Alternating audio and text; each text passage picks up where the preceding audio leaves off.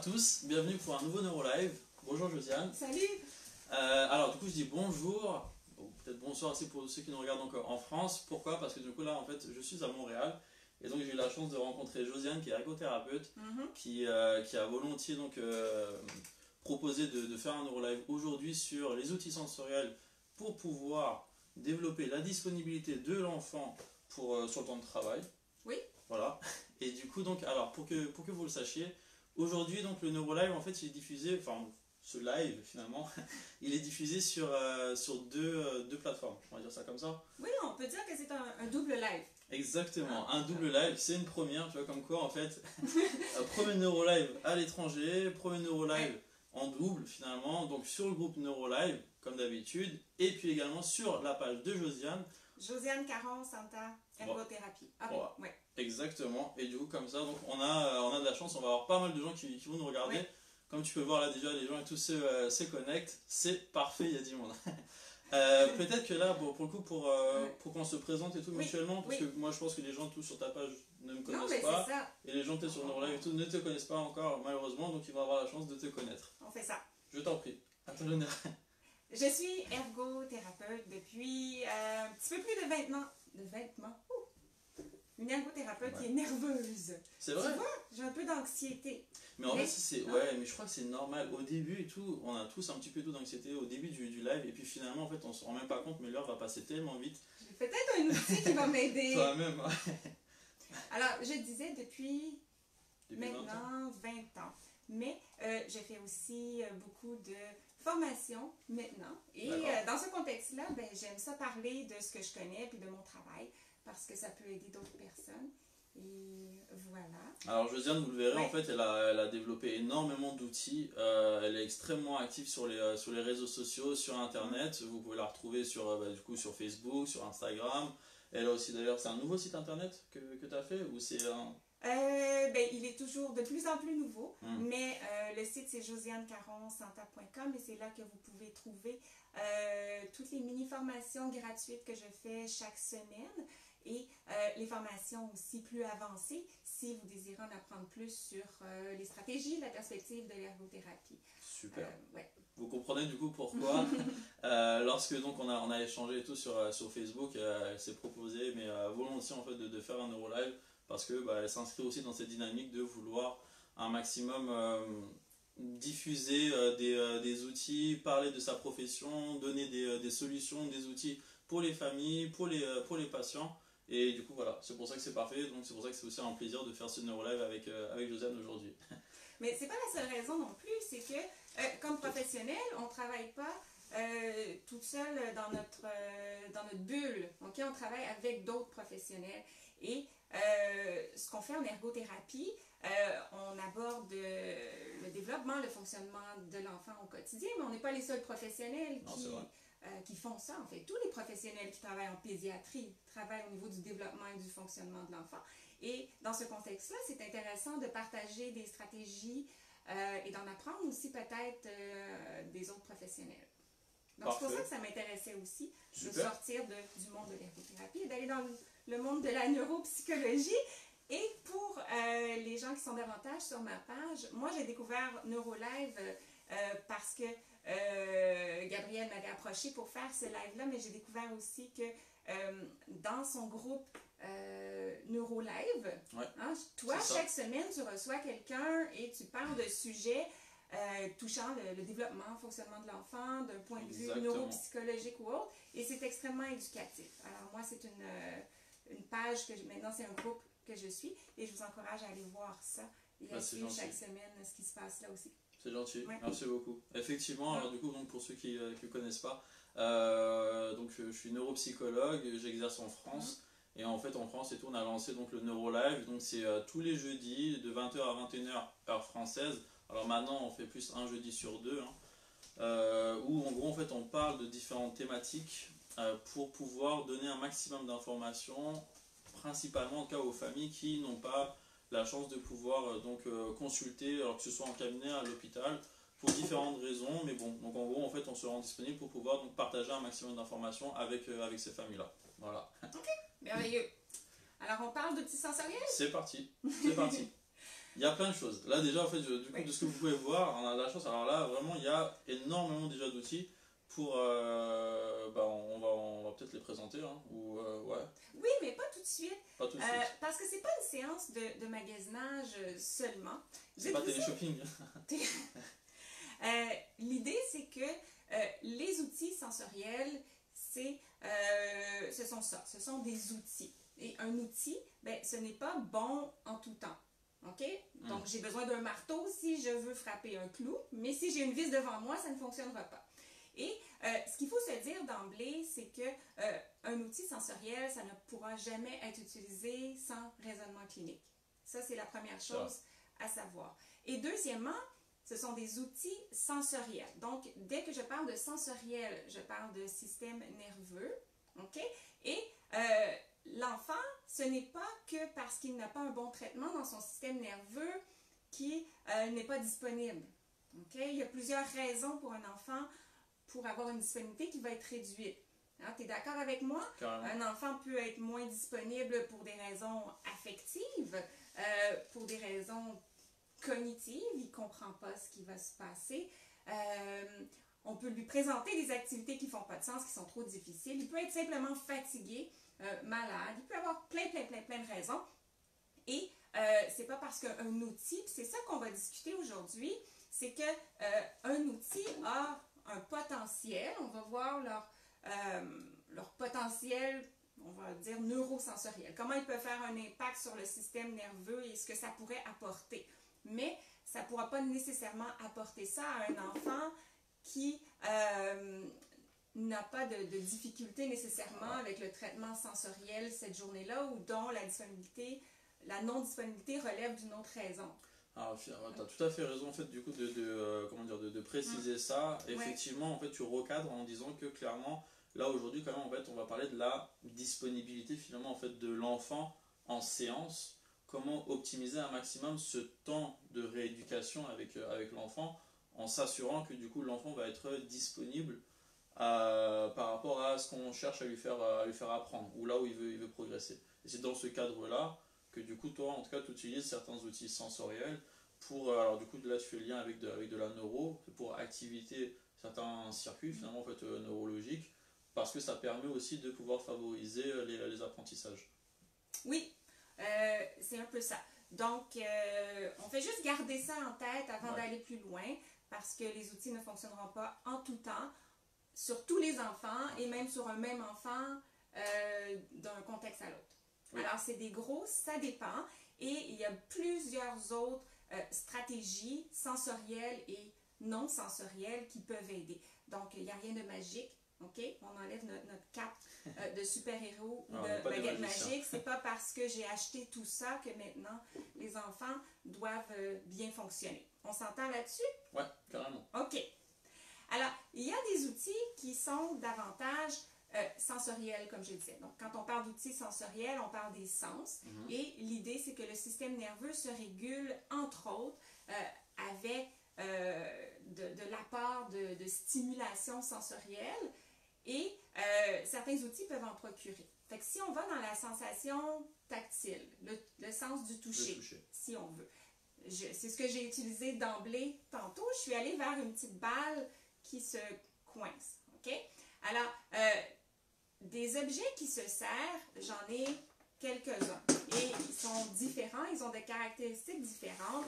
Et quand ils ont des caractéristiques différentes, ils vont avoir des impacts différents. J'ai 3 paniers parce que je me suis amusée à classer mes objets. D'emblée, on pourrait dire c'est tous des objets qui se manipulent sensoriels, mais je me suis amusée à les classer dans 3 différentes catégories. Okay? Donc, il y aurait les objets qui sont plus sensoriels, dans le sens que je squeeze une balle et ce que ça fait une pression dans la paume de ma main et pour différentes raisons, ça va calmer mon système nerveux. OK? J'ai un petit objet qui va vibrer ici si on appuie par-dessus. Ça aussi, pour des raisons sensorielles, ça peut être apaisant pour certains enfants. Est-ce que moi je peux toucher à tous ces objets? Ben oui, vas-y. C'est super tentant en fait. Et en passant, lorsqu'il s'agit de vibration, un petit truc intéressant, c'est que parfois certains enfants ne seront pas disponibles parce qu'ils ne sont pas bien dans leur corps. OK? Et ils ne seront pas bien dans leur corps parce qu'ils n'ont pas une bonne perception de leur corps. Alors, à ce niveau-là, un outil qui donne de la vibration va intensifier les messages qui proviennent du corps et l'enfant va se sentir mieux et, par conséquent, pourra être plus calme et disponible. Est-ce que de toi-même, tu peux parfois, par exemple, prendre les devants et tu sens que l'enfant, il est justement, il va être anxieux et en plus, tu vois, il n'est pas bien et tout dans son corps. Est-ce que tu peux, par exemple, de toi-même, en fait, lui mettre ça exprès, tu sais, sous les yeux? Parce que tu sais que de lui-même, il va pas aller vers ces objets-là, parce que justement, tu sais, il n'est pas bien, en fait, il n'a pas vraiment confiance. Et donc, c'est de toi-même qui... tu fais le premier pas, en fait, et tu l'incites à prendre des objets qui vont, in fine, lui procurer du bien. On peut faire ça? Oui, on peut faire ça. Quand l'enfant est nouveau pour nous et qu'on ne le connaît pas, c'est une bonne chose de ce qu'on peut faire, où on peut avoir les objets disponibles et si l'enfant le voit, il va pouvoir peut-être tenter l'utilité. Mais on peut faire beaucoup d'observations aussi. Donc, au fil du temps, on apprend à reconnaître ce que le corps de l'enfant semble chercher. Alors, toi, en ce moment, tu sembles disponible et attentif. Mais si je te verrais toucher à toutes sortes de choses, à ta chemise et tout ça, ben oui, je pourrais peut-être te donner quelque chose à manipuler. Ça pourrait te recentrer. Et si je reviens aux catégories de panier ici, c'est que dans mon premier panier, j'aurais des objets qui sont plus, on dirait, moins intéressants, autre que sur le plan tactile. Par exemple, une petite pochette ici que je manipule. Je peux la regarder un peu. La première fois que je la vois, c'est brillant, ça m'attire. Mais sinon, c'est facilement un objet que je peux garder sous la table qui va moins me déranger. OK? Alors, je répète la même chose. La première fois, c'est très excitant, mais les autres fois, essaye-les, tu vois, c'est des sensations différentes. Ouais. Ici, j'ai juste un petit morceau de tissu qui est doux. Un autre petit objet ici qui se manipule. C'est sympa, ça. Oui, on peut appeler ça des fidgets. Hein? Tu connais ce terme-là? Non. Non? Comment on voit Fidgeting, c'est un mot anglophone pour dire agitation, si on veut. Fait que c'est des objets qui sont un petit peu ennuyants sur le point de... pour s'occuper. Ouais. OK? Mais sur le plan sensoriel, ils peuvent occuper les mains et combler certains besoins chez certains enfants. Ça, c'est un de mes préférés. Est-ce que parfois tu observes aussi, parce que bon, tu es ergothérapeute, et est-ce que du coup, parce que bon, comme tu le dis, hein, sur le plan sensoriel aussi, en fait, c'est intéressant de les toucher. Est-ce que ça t'arrive aussi finalement en fait, d'observer comment ils manipulent? Est-ce qu'il arrive ou pas en fait au niveau vraiment moteur, au niveau de la motricité fine, à jouer, à exploiter un maximum ces objets? Ou non? Informellement, oui, mais c'est sûr qu'en tant qu'ergothérapeute, la motricité fine, c'est souvent quelque chose qui soit va faire partie de notre motif de consultation qu'on considère en tout temps et on va avoir tellement d'activités ou même dans nos bilans, nos évaluations où on observe la motricité fine. J'ai moins tendance à le faire formellement, mais peut-être pour un autre professionnel, ça peut vous donner des indices. Si je te donne cet objet-là et que tu ne trouves pas quoi faire si avec. par exemple je suis là alors qu'il faudrait appuyer exactement, sur les... ça pourrait peut-être te questionner. C'est vrai, mais je le fais. Ouais. Exactement. Même, par exemple, nous, clairement, par exemple, même lors d'un bilan, s'il faut, après, à la fin d'un test, refermer une boîte, je vais faire exprès, en fait, je vais dire à l'enfant, est-ce que tu veux bien ranger tous les cubes et puis refermer la boîte? Juste pour voir, en fait, comment il va faire, alors que c'est pas un vrai test, mais c'est simplement, en fait, pour observer un petit peu comment il se débrouille au niveau de la motricité. Alors, tout à fait. Fait que ce type d'objet-là, ça en est un autre qui peut aider aussi avec la perception du corps. Oups. Ça peut arriver. Est-ce que tu viens observer ma mauvaise motricité? Et il y en a aussi pour les doigts. Ah. C'est un peu loin, peut-être, de la caméra. Je ne sais pas si les gens voient. Alors, c'est pas des Swarovski, non? C'est pas des bracelets. Non, mais c'est de l'acupression. Ok. Moi, j'ai acheté ça dans un contexte d'objets pour les massages. Okay? Mais c'est ça. Et dans le fond, le type d'enfants qui vont bénéficier d'objets à manipuler comme ça, c'est souvent des enfants soit qui vivent un peu d'anxiété et qu'ils ont... on a tous... quand on fait des présentations, là, des exposés oraux, on a besoin de tenir quelque chose. On n'est pas bien avec les mains vides. Et ça, ça occupe les mains. Et on peut structurer l'enfant en lui disant peut-être sous la table pour que ça soit moins distrayant. et habituellement, ils ne font pas de bruit. Donc, les objets dans le premier panier seraient plus des objets comme ça. OK? OK. Ouais.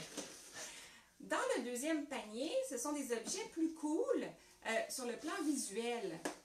Et dans ce panier-là, bien, on peut facilement tomber dans la distraction. C'est le fun, OK? Et ce sont des objets qui sont...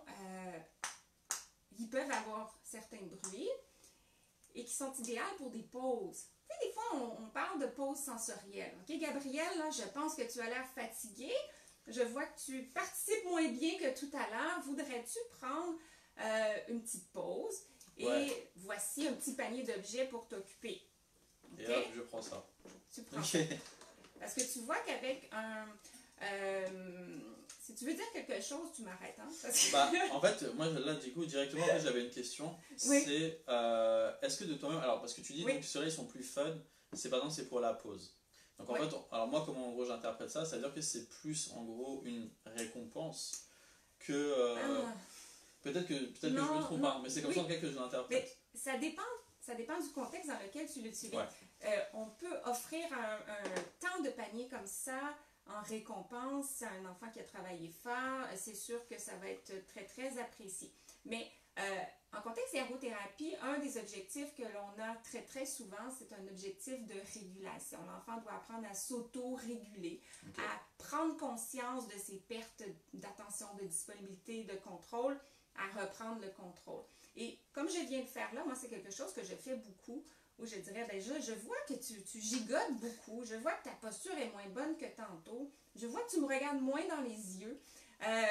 Est-ce que ça se peut que tu es moins disponible? T'es moins attentif. J'ai pas mon petit outil que j'utilise souvent. Et là, je dis, tu sais, on peut peut-être essayer quelque chose, parce que Josiane, elle n'a pas fini de travailler avec toi pour essayer que ton corps redevienne disponible. Et une des choses, parce que là, il y a plein de choses qui pourraient être utilisées, si je pense que c'est ce qui pourrait aider l'enfant, j'ai un petit panier d'objets ici qui pourrait t'amuser, que tu peux toucher, et en même temps, ben, certains ont des petites... particularités. Ouais, puis ils peuvent aller dans le jeu symbolique aussi, fait que souvent l'enfant va se faire une petite histoire si lui ça l'aide à se reposer et ça va l'aider à se recentrer et à ce moment-là je fais un saut sur des outils plus pour gérer le temps, mais par exemple je lui dirais, moi j'adore ces sabliers là, les connaissais-tu qu'il y a différentes non, avec la durée comme ça qui est ça c'est bien ça c'est 2 minutes, 3 minutes, 5 minutes et moi j'ai toute la collection là, ça va jusqu'à 30 minutes. Et c'est sûr, quand on offre une pause, on ne monte pas celui de 30 minutes parce que c'est celui-là qui va gagner. Mais par exemple, je dirais, regarde, on va mettre le sablier et quand le sablier va être terminé, on va redonner le panier à Josiane et on va continuer notre travail. Ça, c'est pas mal ça. Ça, c'est pas mal du tout, Ça, c'est pas mal du tout. Et du coup, alors, pardon, mais du coup, en fait, forcément, en fait, donc j'ai une deuxième question. Vas-y. C'est que, en gros, bon, ceux-là, en fait, ils sont plus fun. Ça veut dire quoi? Ça veut dire que, est-ce que, en gros, en fait, c'est possible qu'un enfant ne soit pas sensible au premier panier parce que finalement en fait il n'y a que un intérêt tactile mais finalement en fait justement il n'y a pas le côté fun, il n'y a pas le côté où on peut en fait penser à des histoires et ça t'arrive en fait d'essayer avec ça, il est pas réceptif et du coup tu te dis ok il va plus être réceptif à ça. Ben, ça va dans l'analyse de ce qui va combler les besoins de l'enfant et à la base de ça c'est l'analyse de pourquoi cet enfant-là n'est pas disponible. Si c'est un enfant qui est fatigué, je vois que tu as beaucoup donné tantôt dans ton introduction et là je te sens épuisé. Ben, c'est un petit peu un panier de ressourcement. Dans le fond, tu t'en vas jouer, mais en même temps, tu es un enfant qui a des besoins tactiles parce que j'ai appris ça de toi et ça peut combler 2 besoins en même temps. Si on donne le panier le fun à un enfant qui n'a simplement besoin que de canaliser un peu d'agitation motrice, ça risque de le distraire parce que c'est trop le fun à regarder. On ne peut pas dire à un enfant manipule ça sous la table. C'est fait pour jouer. Et c'est ça. Donc, il faut savoir donner au bon moment. Tu as vu celui-là? Moi, j'adore ça. C'est un petit tronc d'arbre. Et à l'intérieur, il y a un petit paresseux. Et on a... T'as de la chance, du coup, il n'est pas encore perdu, le paresseux. Non, mais il y a 2 paresseux dans le outil et un a déjà perdu un bras. Ah, voilà. OK? Et celui-là, c'est un cube de fromage et c'est des souris à l'intérieur. Sur l'intérieur. Mais tu vois qu'on peut s'occuper longtemps avec ça et ça ne va pas du tout aider la disponibilité de l'enfant, au contraire. Mais on peut l'utiliser pour des objectifs de motricité fine ou d'autres choses ou pour une pause. Okay? Ouais, Donc, les objets c'est vraiment plus, sont davantage idéaux en contexte de pause. De pause. Et si je reviens au 3e panier, c'était avec celui-là que j'avais commencé en fait, c'est qu'ici, il peut avoir vraiment davantage un potentiel pour combler des vrais besoins sensoriels, pas simplement un besoin d'agitation ou de manipulation. OK? Certains enfants peuvent, c'est beaucoup plus fréquent en autisme, peuvent devenir surchargés par toutes les conversations et le système auditif va aimer avoir une sorte de pause où les bruits ou les stimulations vont devenir répétitives. Ouais. Et à ce moment-là, par exemple, nos bonnes vieilles bulles, okay. Là, si on s'entend que ça peut combler les besoins de l'enfant, possiblement très irritant pour les gens autour, fait qu'il faut considérer ça aussi. OK? Mais ça, ouais, il y a aussi beaucoup d'adultes, hein, ça dès qu'ils en éclatent un, ils veulent tous les éclater. J'en ai un autre qui est très populaire aussi. Ah, celui-là, je l'ai vu justement sur Instagram. Oui, c'est ça. Ouais. Ça m'a inspiré ce matin de mettre ça sur Instagram. Les enfants l'aiment beaucoup, mais le bruit, une des choses qu'ils aiment, selon moi, c'est pas juste le fait que ça se déforme et qu'on peut s'amuser avec, mais c'est le bruit. OK? Ça attire beaucoup d'enfants. Donc, au niveau auditif, certains enfants peuvent apprécier ces petits clics-là. C'est pas juste que les jouets sont mal faits et que, comme celui-là, il fait le bruit aussi. OK? Alors là même, on revient finalement en fait, juste au principe même de développement où finalement, c'est comme par exemple les jouets les plus populaires pour les enfants. Alors là, on sort même du contexte de prise en charge.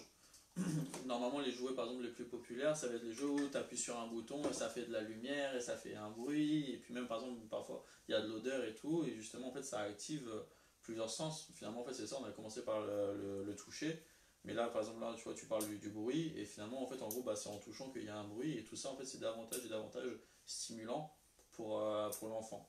Donc c'est Oui, mais je n'irais pas dire que ça a exactement la même fonction de l'attrait des jeux d'action-réaction avec des lumières. C'est sûr que c'est impressionnant pour l'enfant, mais là, c'est beaucoup plus dans le bruit simple, rythmé, répétitif, que c'est intéressant. Et certains enfants, encore souvent dans le domaine de l'autisme, vont avoir de la difficulté à lier ou combiner des sensations dans 2 sens en même temps.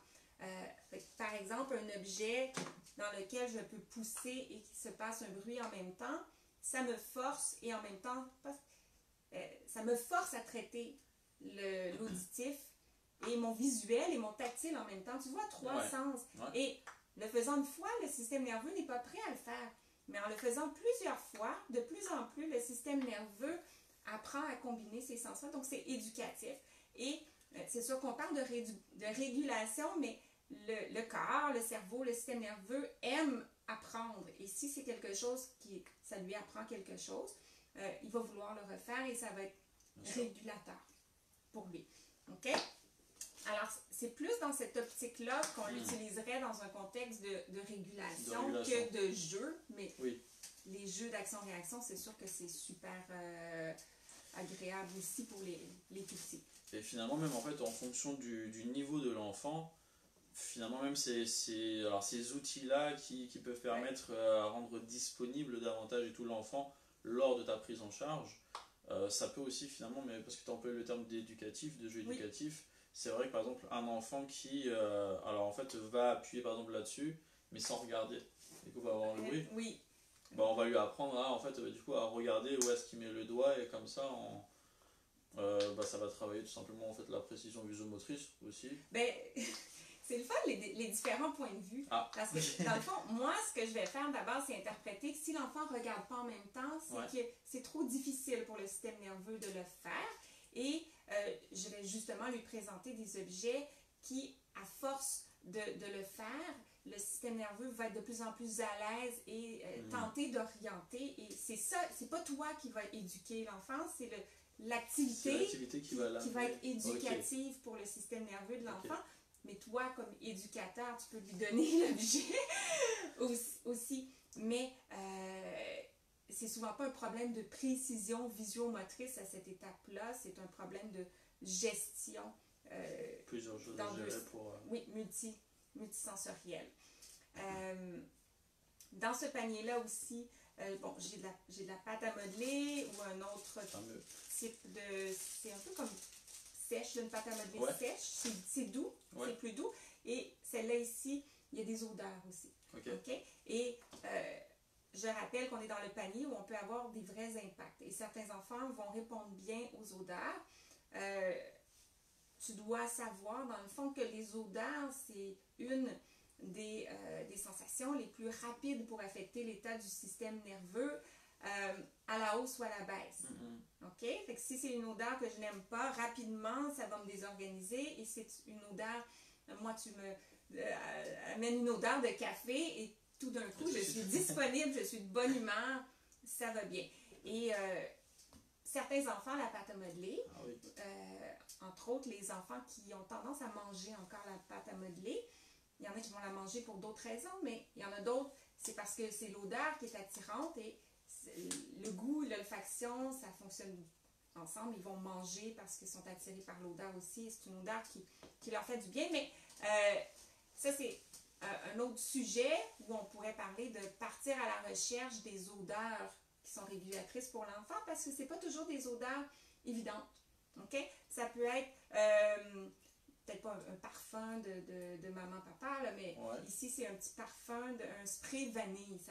Ça sent le gâteau un peu. Okay? Et moi, c'est mon petit truc secret en clinique. Ben là, c'est plus secret. Les enfants aiment ça parce que je sens le gâteau. Okay? Donc, les enfants qui aiment ça, ils sont plus disponibles parce que moi, je sens le gâteau. Et donc, les odeurs, ça peut avoir du potentiel pour ça aussi. Des choses plus lumineuses, pour les enfants qui apprécient les stimulations visuelles. Dans le même contexte qu'on parlait de stimulation auditive, répétitive, à observer, rythmer, ce genre d'outil-là va avoir la même fonction aussi. Les sabliers, je les utilise souvent pour réguler les pauses et tout ça, mais beaucoup d'enfants vont aimer voir le sable tomber. Ça canalise en fait. Oui, puis l'idée de base, c'est que quand un enfant commence à être surchargé et que c'est pour ça qu'il n'est pas disponible, quand il est surchargé sensoriellement, pas nécessairement émotivement, même si ça peut arriver en même temps, le système nerveux va dire « Donne-moi des choses faciles à traiter, répétitives et qui vont me réorganiser. » Et on peut avoir ça autant dans l'auditif, le tactile que le visuel. Alors, ce genre d'outil-là peut servir à une fonction comme ça. Donc ça, c'est très bien parce qu'en plus, là, pour le coup, tu présentes des objets et tout que chacun d'entre nous, en fait, on peut acheter, alors que ce soit professionnel ou parent. On peut très bien, en fait, acheter tout ça en magasin et du coup, s'en servir, en tout cas, pour, justement, donc, encore une fois, pour travailler ou en tout cas pour rendre plus disponible l'enfant lors de la prise en charge, lors de la séance, en tout cas, de travail. Je veux dire, ça, c'est pas des objets difficiles, comment dire, on pourrait trouver difficilement, c'est assez facile. On peut les trouver dans n'importe quelle boutique, normalement. Oui, de plus en plus. Il y a des boutiques spécialisées qui vont vraiment, entre autres, se spécialiser à avoir beaucoup de choix. Tu sais ce que j'ai pas mentionné tantôt que je prévoyais faire parce que je présente beaucoup d'équipements et je suis pas mal certaine que j'aurai pas le temps de présenter tous les équipements non plus. Et moi, je suis très organisée, j'aime beaucoup les aides-mémoires. Puis je me suis dit, je pourrais peut-être faire une petite liste aide-mémoire et d'ici là, ressourcer un peu quel type de magasins spécialisés peuvent nous procurer ces équipements-là et vous donner cette information-là. Et le nom des objets aussi. Parce que, entre autres, j'ai déjà montré cette balle-là sur Instagram et j'ai eu beaucoup de questions. Comment elle s'appelle, la balle? Parce que si on n'a pas le nom de l'objet, on ne peut pas faire une recherche. Alors, je vais essayer de vous ressortir ça. Super. Et si ça vous intéresse d'avoir cette aide-mémoire-là, ce que je vais faire, c'est que j'envoie une infolette chaque semaine avec mes nouvelles ressources et je vais le mettre dans l'infolette de la semaine prochaine, le week-end prochain. Super. Alors, Super. pour s'inscrire, simplement passer par mon site web josianecaronsanta.com et s'inscrire à l'infolette La communauté privée et vous pourrez recevoir. On mettra ouais. tous les liens, comme tu es vraiment en fait à fond dans le partage de connaissances et d'infos, on mettra tous les liens vers ton site, vers tous les réseaux sociaux en commentaire, comme ça les personnes pourront trouver tout ça. Parfait. C'est avec plaisir. Mais du coup, effectivement, en fait, tu as beaucoup de choses. Ah ouais, une question. Parce que du coup, donc, alors, il y a plein d'objets, il y a plein d'outils. Est-ce que du coup, moi je me mets par exemple à la place d'un parent tout qui est en train de regarder le NeuroLive. Du coup, je me dis chouette, je peux aller acheter plein de choses éventuellement pour rendre plus disponible mon enfant. En test de nouvelles choses, ou alors est-ce que si on sait que l'enfant justement aime l'odeur de la vanille, on va aller acheter par exemple quelque chose on sait qu'il aime. On va aller plus vers les centres d'intérêt comme de l'enfant. Comme ça, on est sûr que du coup, ces choses-là vont pousser l'enfant soit en classe canalisée, soit comme tu avais dit par exemple ici et tout, à le garder motivé pour reprendre le travail. Et du coup, en fait, c'est pas non plus au hasard qu'on achète les objets. On va quand même en fait aller vers des objets qui sont que l'enfant, on sait que voilà, on prend pas non plus trop de risques. Oui, parce que ça peut être dispendieux. C'est des outils qui sont intéressants. Mais dans le meilleur des mondes, l'enfant va rencontrer une ergothérapeute ou un ergothérapeute. Et les ergothérapeutes ont beaucoup dans leur répertoire de matériel, un peu de tout. Et c'est en essayant que l'enfant va pouvoir nous dire ou on va observer si ça fonctionne. Parce que comme je disais tantôt, un outil peut être très très apprécié de l'enfant, mais ne pas du tout l'aider dans sa disponibilité. Et c'est pas parce que c'est le plus beau, le plus coloré que ça va fonctionner. Comme je disais, il n'y a rien de magique. Et si la problématique ne relève pas, la problématique de disponibilité ne relève pas d'une problématique sensorielle, ça se peut que ça n'aide pas au-delà de plaire à l'enfant et de lui donner des pauses. OK? On a parlé de tactile, un peu de visuel. J'ai parlé minimalement de parfois l'enfant est surchargé. Et il y a les coquilles aussi qui peuvent être procurées à l'enfant.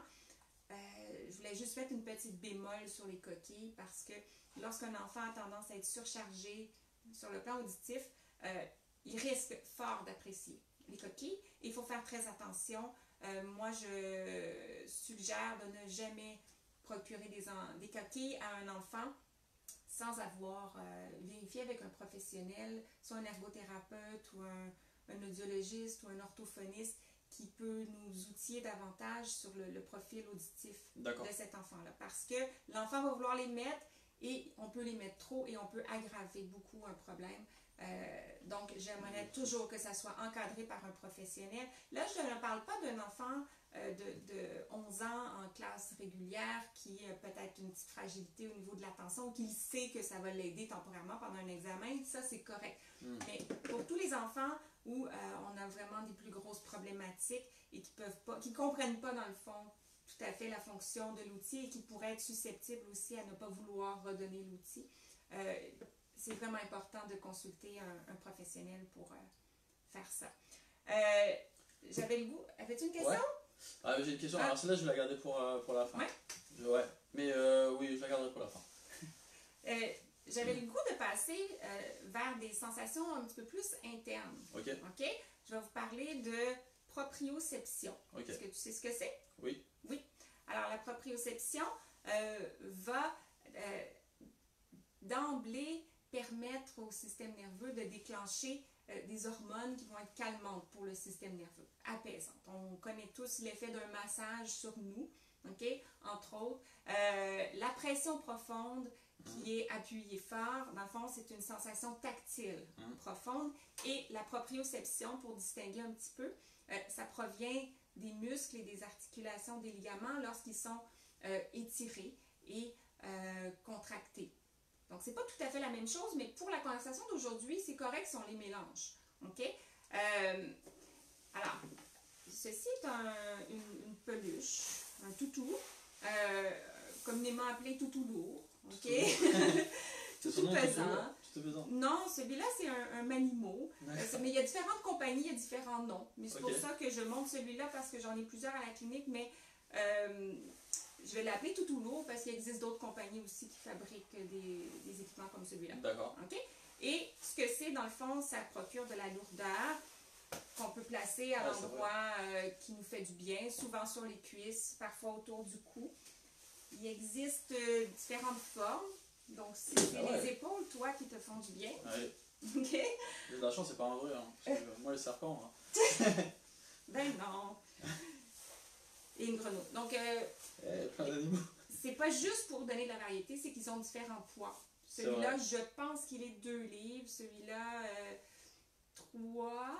OK. En tout cas, lui, il est 5.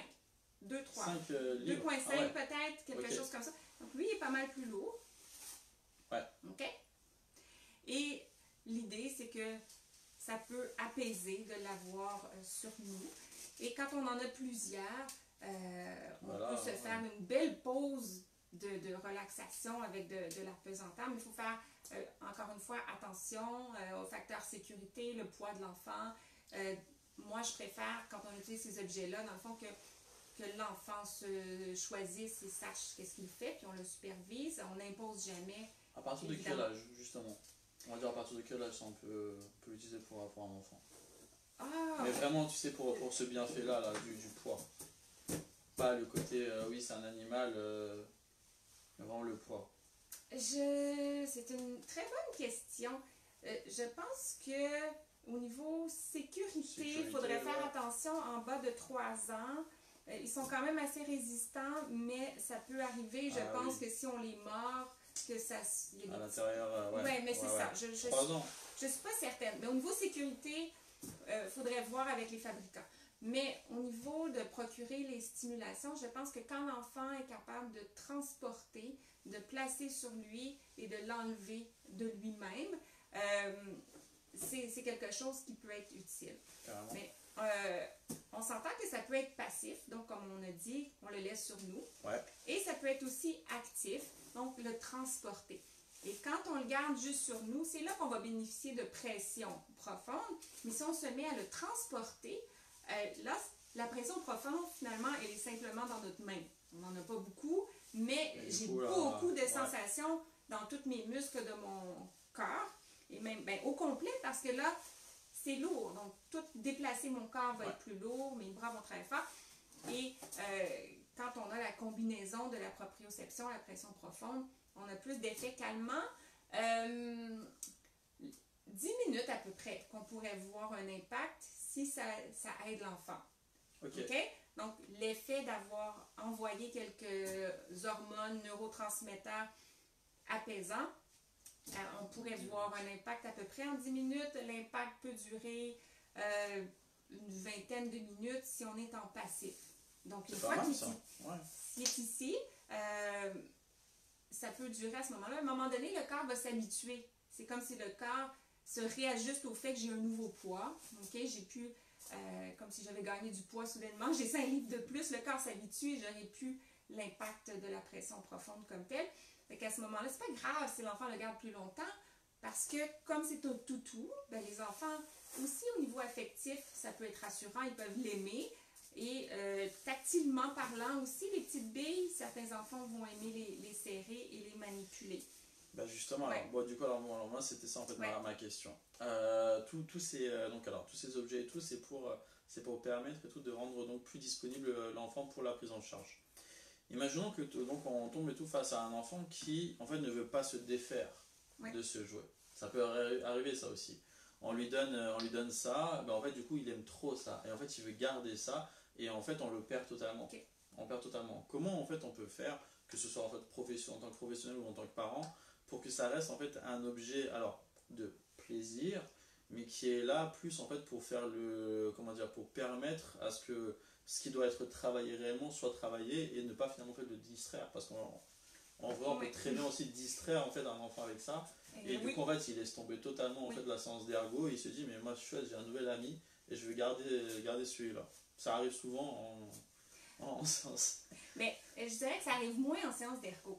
Parce que tout est dans l'art de s'assurer qu'on propose les bons outils aux enfants et des outils qui vont vraiment les aider. Et dans le contexte où l'enfant, s'il en est capable, va comprendre pourquoi on lui donne l'outil. Structurer avec des minuteries visuelles peut aider. OK? Mais si c'est un outil de régulation, moi j'aime qu'il soit bien choisi et j'aime qu'on ne l'enlève pas de l'enfant. Ça serait comme, vous savez, quand les enfants sont tout petits, puis on leur donne une suce pour la régulation, beaucoup de stimulation orale, on ne lui dit pas au bébé de 9 mois, j'enlève ta suce, OK? Il a sa suce et on va lui enlever quand il n'en a plus besoin, il semble calme, mais s'il pleure et veut la garder, on lui laisse. On n'enlève pas une doudou à un enfant parce que c'est son soutien affectif. Donc, c'est la même chose. Si toi, ça t'aide, ça dépend de la fonction. OK? Si c'était une pause où là, oui, on la structure et on l'enlève. Mais si vraiment ton système nerveux, toi, est très anxieux, est très agité et que ça t'aide, je devrais le laisser disponible, cet outil-là, pour toi. Okay. J'aime pas enlever quelque chose qui est aidant.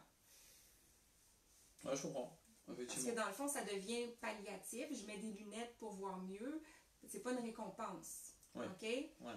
Puis c'est pour ça qu'il faut choisir les bons outils pour pas avoir à les enlever ou à gérer des comportements qui vont à l'encontre de ce qu'on voulait acquérir avec ça. Ouais, comme ça, en fait, on garde une bonne relation thérapeutique avec l'enfant, une relation de confiance, et finalement, donc l'enfant va être disponible pour la prise en charge, et en même temps, il a aussi son objet qu'il apprécie, et comme ça, on garde une bonne relation avec l'enfant. Mais on s'entend que c'est des outils.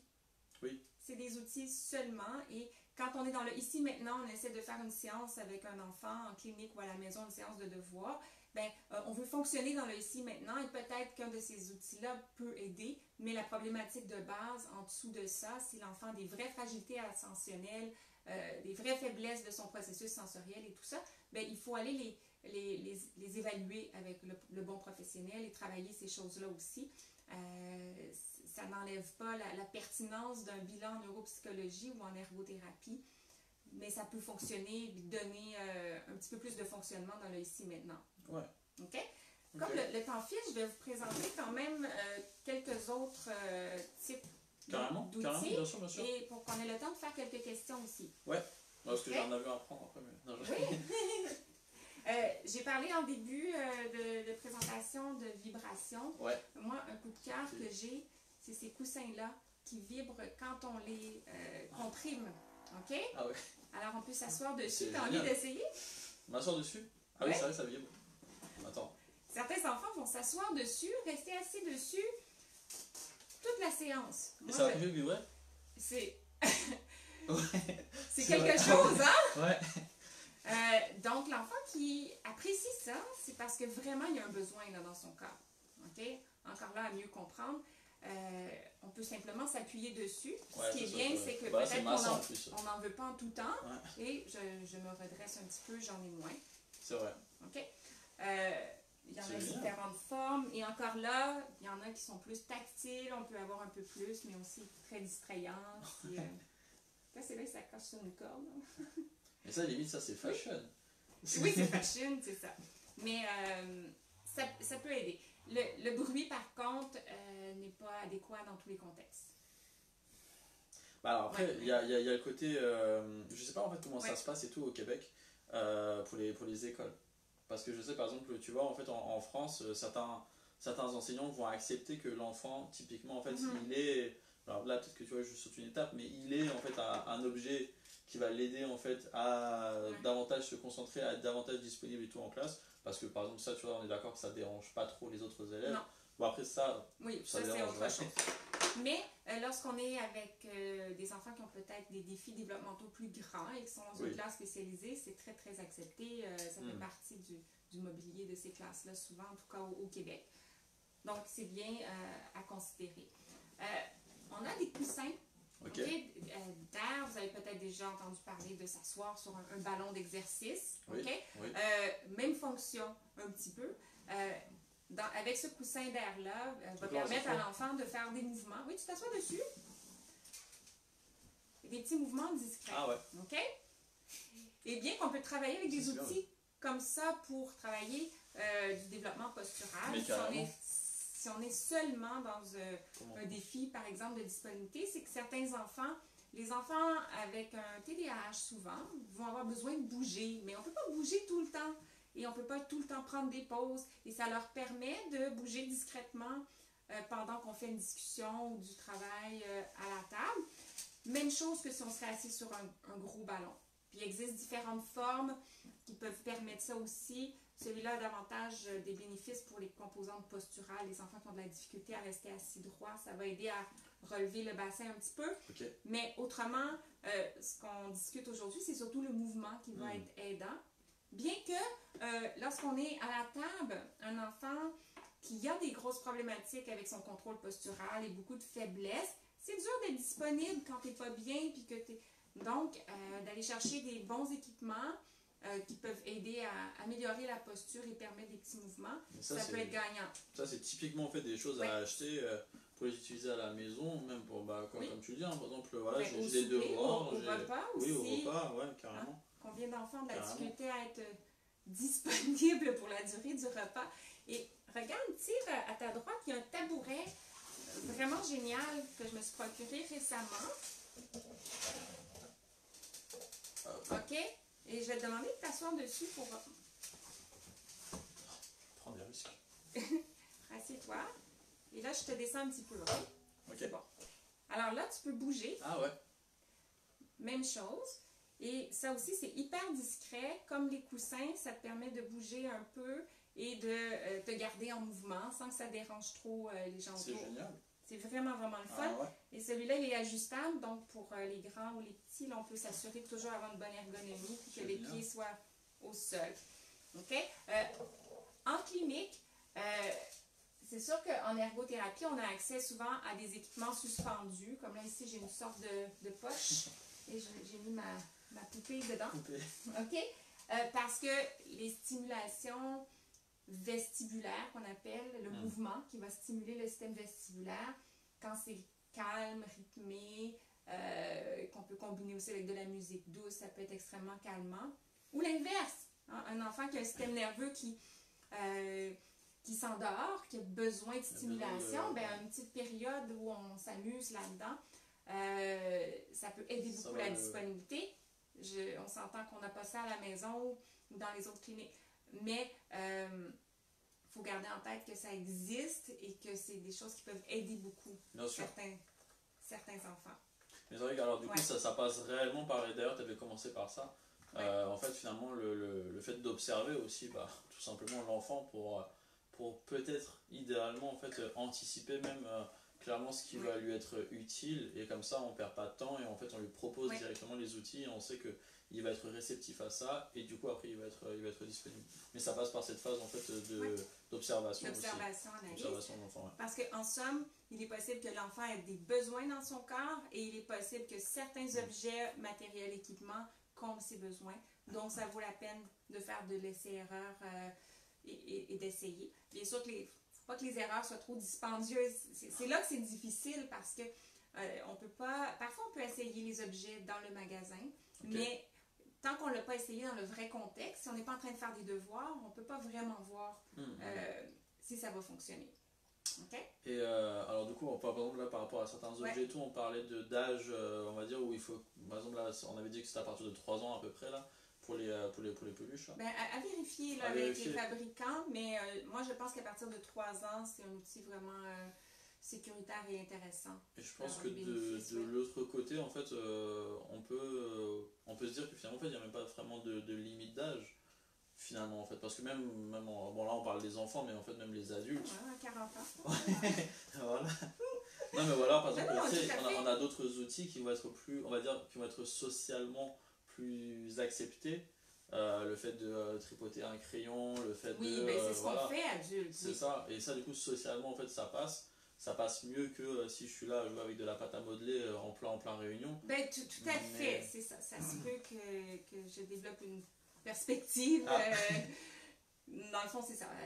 C'est ce qu'on apprend aux enfants en vieillissant, c'est que tu as des besoins qui persistent et au fil du temps, c'est de trouver qu'est-ce qui est plus acceptable dans le contexte. Quand les gens parlent trop fort dans un meeting, on ne peut pas sortir ça, même si à la maison ou dans d'autres circonstances, tu utilises ça.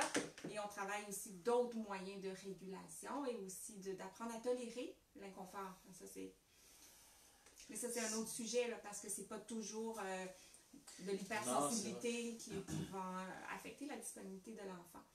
C'est vrai, mais effectivement, limite, ça serait intéressant en fait, même de faire en fait, un neurolife par rapport à ça, parce que comment dire, le patient peut, parce qu'il est bien suivi, parce qu'il est bien conseillé, mettre en place des stratégies pour pouvoir compenser un maximum et pour pouvoir répondre aux besoins de l'environnement, aux attentes de l'environnement maximum, mais en fait on ne contrôle jamais à 100% l'environnement. C'est-à-dire que quand bien même je mets ça et que du coup j'entends pas de bruit autour de moi, mais s'il y a quelqu'un qui me tapote sur l'épaule, bah ça va me déranger et ça en fait je le contrôle pas.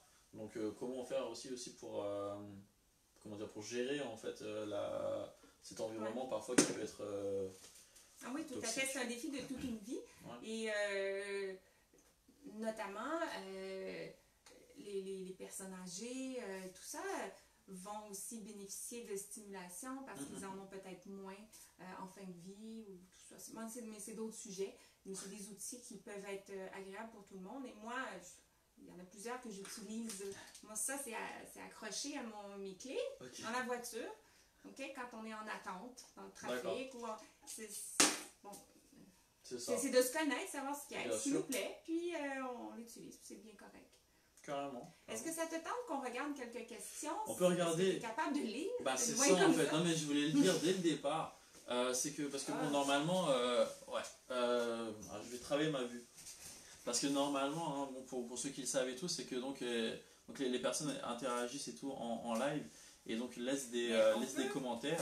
On peut s'approcher un petit peu. On le fait? Ben oui, parce que de toute façon, on a moins de démonstrations à faire. Puis je pense que c'est intéressant de lire. On s'approche en live, on fait tout en live. Voilà, et on va être capable de. Hop. Alors du coup, pour ceux qui. pour que je remonte pas forcément en fait dans les commentaires. De toute façon, alors pour toutes les personnes et tout qui ont posé des questions, si donc là pour le coup on n'a pas pris le temps de répondre à vos questions, évidemment et tout, vous en faites pas, la vidéo elle va être postée donc non seulement sur la page de Josiane et également donc sur NeuroLive. Et donc on lira les commentaires et puis du coup on prendra le temps et tout de répondre à toutes les questions. Donc ne vous en faites pas par rapport à ça. Également, on vous invite à partager un maximum la vidéo. Que du coup vous pourrez partager en partageant sur différents groupes, à différentes personnes, sur votre propre page. Bah du coup c'est bien, ça fait toujours de la publicité, ça aide un maximum de personnes à avoir accès à toutes ces informations et de toute façon en fait c'est ce qu'on cherche pour être utile à un maximum de personnes. Donc on vous invite réellement à partager la vidéo. On a encore un petit peu de temps et tout devant nous, alors du coup donc s'il y a des questions, n'hésitez pas à poser les questions, on prend le temps. Comment on fait pour les voir? Bah moi en fait, regarde, là par exemple tu vois la sensibilité. Alors du coup, on peut voir la prochaine finalement, c'est ça? Ouais, alors sinon, je sais pas en fait si on peut remonter ou pas, mais après à la fin en fait on pourra voir toutes les questions. Là par exemple, tu vois, t'as Marie-Laure et tout qui demande en gros la sensibilité visuelle, hyper ou hypo, par rapport à... La sensibilité visuelle, hyper ou hypo? Ben, quand on parle de hyper-hypo, on réfère à des troubles sensoriels et de type hypersensibilité ou hyposensibilité. Donc, quand je parlais de surcharge, l'enfant réagit trop, il se sent agressé par les stimulations, on va parler d'hypersensibilité. Et à l'inverse, si l'enfant ne réagit pas, par exemple à la douleur, on va parler d'hyposensibilité. Donc, j'imagine que la question c'est est-ce que la sensibilité visuelle hyper-hypo, ce qui me vient à l'idée d'ajouter, c'est que je ne l'ai pas mis ici, mais c'est une bonne idée aussi, je le fais, c'est les lunettes de soleil. Okay? Parfois, les néons sont très agressants pour certains enfants et porter des lunettes de soleil à l'intérieur va les aider à se sentir moins agressés parce que des fois, le stimulus agresse l'enfant et l'agression fait que l'enfant devient moins disponible et se désorganise, il n'est pas bien. Et particulièrement les enfants qui ne sont pas capables de nous le dire, c'est là que c'est bien d'être avisé, averti, d'avoir des outils à notre disposition. Parce que quand l'enfant dit c'est trop brillant, là on le sait. Mais parfois ils ne vont pas le dire. Ils vont faire une crise ou se cacher les yeux, ça peut nous aider, mais pas toujours. C'est là où vraiment, en fait, c'est vraiment toujours intéressant qu'en tant que praticien ou en tant qu'adulte, en tant que parent et tout, on observe aussi quand même toujours le comportement finalement en fait, de l'enfant. Et non seulement, alors on parlait de disponibilité de l'enfant par rapport donc à vraiment la séance de travail, mais il y a réellement aussi la réceptivité de l'enfant face à l'outil qu'on lui propose. Il y a une personne là qui demandait en gros, à part sur Optoys ou à part Optoys, où est-ce on peut acheter tout ça. Du coup, Josiane l'a dit, donc tu vas faire, c'est ça, une liste un peu en fait, mais je vais répertorier, je pense, les centres, les endroits au Canada qui sont les plus, plus au Québec parce que c'est ceux que je connais. Puis en France, je vais voir avec toi. Optoys, oui, je pense que c'est en France, il y en a peut-être d'autres. Mais l'idée, c'est que moi, je ne suis pas associée avec une compagnie en particulier. Je suis d'accord. Puis je vais juste voir à rendre disponibles les endroits où on peut se procurer ces choses-là. Même en fait, si vous voulez mon avis, vous n'êtes même pas forcément en fait, obligé d'aller vers des boutiques qui vont être réellement et tout spécialisées. Parfois, parce que alors là du coup c'est pareil, c'est mon avis, en allant vers certaines marques, ça va être 2 fois, 3 fois plus cher. Parce que du coup, en fait, ils vont vous dire oui, ça permet de travailler ça, alors que vous pouvez très bien en fait trouver ces outils-là dans des magasins entre guillemets normaux. Et mais parfois, oui, si on sait ce qu'on cherche, ou sur Amazon, il y en a beaucoup, mais il faut connaître le nom des objets. C'est ça le. Oui. Mais en tout cas, je vais essayer de vous sortir ça. Mais est-ce qu'il y a une question qui est plus au niveau de du sujet directement? Pour l'instant, non. Il faut fouiner. Il faut fouiner, c'est ça. Il faut fouiner. Il y a plein de choses chez Gucci. Ça, je pense que c'est une blague. Ah, les lunettes de soleil? Ah, peut-être. Parce que oui, c'est vrai, il y a plein de choses chez Gucci. Ça, c'est une question, peux-tu la lire? Alors, qu'est-ce qu'il y a comme outil ou jeu pour un enfant autiste en consultation pédopsychiatrique? Qu'est-ce qu'il y a comme outil ou jeu pour un enfant autiste en consultation pédopsychiatrique? Je pense que ça dépend du pédopsychiatre et du cabinet. Je pense qu'il peut y avoir plein d'outils ou aucun. Là, de toute façon, je pense que peu importe en gros la profession, à partir du moment où on travaille avec les enfants, par exemple, moi je ne suis pas ergothérapeute, je ne vais pas évaluer tout ce que là par exemple Josiane elle évalue, mais j'ai quand même en fait mon cabinet des jouets, parce que faut forcément en fait, d'ailleurs ça on en parlait avant le live. Lorsque on reçoit un enfant de 4 ans qui est face à un inconnu qui lui demande potentiellement tout de travailler, de faire quelque chose, ça peut arriver tout que l'enfant en fait ne veut pas du tout. Donc il dit non, laissez-moi tranquille, je vais être avec mes parents, laissez-moi et tout, j'ai ma petite peluche, j'ai mon petit doudou et je reviens. Du coup je suis obligé en fait de passer par des jeux pour l'attirer vers ce que je vais vouloir de lui, du coup de travailler, et je suis obligé de passer par des jeux pour gagner sa confiance et pour le rendre disponible face au travail. Mais ça du coup je pense que n'importe quel normalement professionnel qui travaille avec des enfants a toujours en fait une boîte de jouets. C'est une évidence. Puis mais en ergothérapie on a moins ce problème là parce que notre modalité d'intervention principale c'est l'activité. Ergo veut dire travail en grec, latin, ou en tout cas pour aller vers l'activité. L'enfant, l'activité c'est le jeu. Donc les apprentissages se font à travers des activités amusantes, ludiques, dans lesquelles on va aborder ce qu'on a besoin d'aborder sans devoir forcer l'enfant. Forcément. Oui, c'est ça. Forcer, oui. Comment j'enlève cette boîte bleue-là pour pouvoir l'expliquer? Ouais, le bleu là. Ah, super. Ah, c'est génial. On avait Mais c'est correct. Ça, c'est pour dire qu'on a fait 1 heure. Oui, c'est ça, c'était pour se réguler un peu. Ouais. Est-ce que l'on peut nuire à un enfant en leur offrant des outils sensoriels sans diagnostic?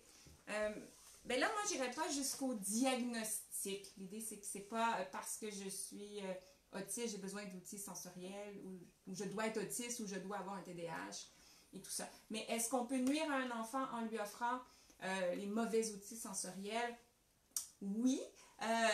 Pas dangereusement, mais on peut nuire à sa disponibilité parce que un enfant qui est déjà surchargé et qu'on lui donne des objets qui font beaucoup de bruit et qui... high five! Okay. On peut nuire justement sa disponibilité et donner des objets trop stimulants à des enfants qui sont en recherche sensorielle peut les désorganiser davantage. J'ai parlé des coquilles, tout ça. Donc, un processus d'analyse et de compréhension de... C'est pas juste... ça serait comme là, quand on a un repas qui goûte pas à notre goût et qu'on prend toutes les épices et on les met un peu n'importe comment. Il faut réfléchir, de dire, OK, quand je goûte à cet aliment-là, il me semble que ça aurait besoin d'un peu de paprika. Puis là, on essaie le paprika, mais il faut raisonner en arrière de ça. On met pas n'importe quoi et surtout, on les prend pas tous en même temps. Là, on les présente tout d'un coup, mais on n'installe pas une table, un buffet comme ça là, devant l'enfant. Devant l'enfant, non, c'est clair. Bon, en fait, est-ce que c'est... Alors, on peut dire que finalement, en fait, alors, on va pas nuire à l'enfant, il n'y a pas quelque chose de dangereux, mais c'est simplement...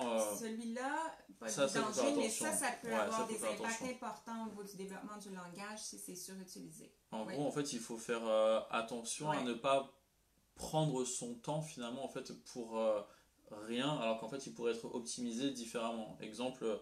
Si par exemple l'enfant en fait en vrai n'a pas besoin en fait de ça, bah, c'est dommage en fait qu'il passe autant de temps en fait à jouer avec ça, alors qu'il aurait besoin finalement en fait d'autre chose et que bah son temps de prise en charge va pas être utilisé en fait, va pas être optimisé comme il le faudrait. Ça c'est moi je pense que c'est à ce niveau-là en fait que du coup ça peut être vraiment dommage. C'est un très bon point. Alors du coup, alors nous on a basculé du coup sur cet écran là, c'est génial, un live que ça double écran. Mais il y a, alors ça c'est une sacrée question. Et puis c'est marqué afficher plus. Et c'est pour ça que je pense que c'est une sacrée question. Il me semble avoir déjà vu une de tes vidéos sur ce genre d'outil, tu avais évoqué la cabane sensorielle, entre parenthèses lieu d'isolement sensoriel. Y a-t-il... C'est pas pratique ça, il y a des choses... C'est vrai qu'il y a pas mal de... Y a-t-il une taille de préférable pour ce genre de lieu selon adulte? Selon adulte... Ah oui, enfant, ok. Ah, c'est juste pour un mot. Ok. La cachette sensorielle, c'est un endroit où j'ai placé plusieurs objets que l'enfant peut utiliser pour se relaxer.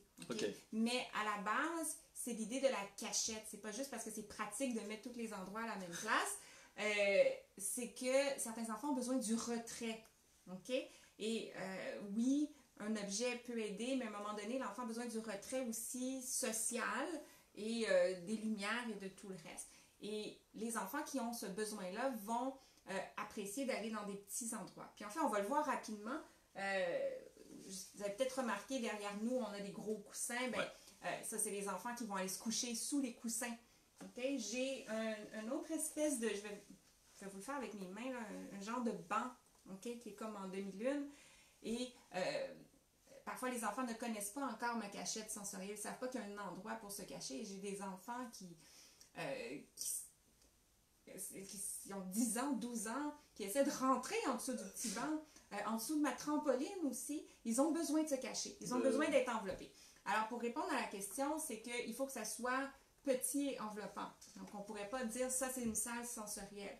À distinguer des salles snooze-lune, qui sont des environnements sensoriels où on peut présenter différentes stimulations, plus dans un but, ça peut être calmant, mais dans un but éducatif pour explorer, stimuler un système. Mais pour les enfants surchargés, on veut un endroit petit et fermé que l'enfant va pouvoir utiliser. À la maison, ce qui peut être fait si on n'a pas d'endroit de cachette sensorielle, c'est si on a de la place, des fois au fond du garde-robe, si on peut arranger tout ça, l'enfant peut fermer les portes et peut installer certaines choses, ou même s'il y a un bureau de travail, moi j'ai déjà mis un petit rideau pour un enfant devant le bureau de travail. Donc on enlève la chaise et l'endroit où sont les jambes. D'habitude, l'enfant va se cacher là. Super. Il peut afficher des choses qui lui font du bien et laisse une petite couverture ou ce qu'il a envie. Mais l'idée, c'est que, adulte comme enfant, il faut que ça soit confortable, mais il ne faut pas que ça soit trop grand, que ça soit petit. Parfait. Si ça te va, parce que là je vois qu'après du coup il va y avoir plein de questions et en fait c'est simplement que je sais pas si la vidéo dure trop longtemps, est-ce qu'on va pouvoir la poster ou pas. C'est pour ça que je préfère, c'est pour ça que en tout cas je pense que c'est mieux en gros quand on arrête le live aujourd'hui, même si du coup c'est super intéressant et que je pense que toi et moi on aurait voulu en fait que du coup ça dure encore 2 heures même le live. C'est génial parce qu'en fait on pense pareil et tout par rapport à tout ça. Mais j'aime ça juste, parler de ces choses-là, donc c'est sûr mais que c'est cool, ça se voit et comme ça au moins tu communiques comment dire, ta passion en fait avec les gens, ça se ressent. Mais je pense que on pour peut arrêter. ouais, comme ça alors les gens Je peuvent vais me continuer de réguler. alors, en plus oui tu vois ça a sonné Ouais. et alors les gens et tout peuvent continuer de poser leurs questions, on prend le temps et tout d'y répondre. Donc les vidéos donc vont être postées sur le groupe NeuroLive, donc alors n'hésitez pas en fait à vous abonner et tout au groupe, hein. On laisse les vidéos chaque jeudi et sur des thèmes différents, et puis comme ça donc vous pouvez aussi poser vos questions. N'hésitez pas aussi à rejoindre donc la page de Josiane où vous retrouverez donc énormément d'informations et où elle donne plein d'astuces, plein d'outils. Et surtout de vous inscrire à l'infolette parce que c'est ainsi que vous allez recevoir la mini-formation et les outils gratuits chaque semaine. Ça va me faire plaisir de répondre aux questions qui sont arrivées, qui sont en lien avec les objets. Mais s'il y a des questions qui vont au-delà de ce qu'on a discuté aujourd'hui, je vous encourage vraiment plus à vous abonner et à suivre parce que vous allez continuer d'être nourris. Ouais. Parce que sinon, on pourrait aller dans tous les sujets, toutes les directions de l'ergothérapie ou développement de l'enfant et tout ça. Je ne sais pas combien on a reçu de questions, mais juste au cas, ben, je vous invite à rester impliqué puis à suivre ce que je fais via l'infolette. C'est comme ça que vous recevez toutes les ressources chaque semaine. Parfait. Okay. Bah, merci beaucoup de ta disponibilité, merci beaucoup pour toutes ces explications. C'est parce que j'avais des objets que j'étais disponible, tu vois. Ouais, ça aide. Merci à toi de m'avoir offert l'opportunité. Puis je suis vraiment contente que tu aies pu venir à Montréal. Initialement, on devait faire ça à distance, France-Montréal, mais là en personne, c'est génial. C'est beaucoup mieux. T'asseoir sur des drôles de coussins et toucher toutes sortes d'affaires. Bien sûr. Et comme ça, je vais encore profiter de ma journée qui reste et tout à Montréal avant de repartir. Merci à vous du coup donc pour merci d'être là. Ouais, merci d'être là. N'hésitez vraiment pas à partager. Et puis bah pour le coup donc on se revoit la semaine prochaine. Il n'y aura pas de NeuroLive. Je pense que c'est dans 2 semaines. Je vais revérifier le planning. Mais du coup c'est cool. On a des NeuroLive de prévus là déjà jusqu'au mois de juin. Donc c'est parfait. N'hésitez pas d'ailleurs. Alors si vous-même en fait vous êtes professionnel et que vous souhaitez participer à un NeuroLive, bah vous nous écrivez, vous m'envoyez un message et tout sur Facebook par mail et puis comme ça et tout on organise ça. Voilà. Merci encore. Et puis bah du coup merci à vous et puis à bientôt. Ciao. Bye.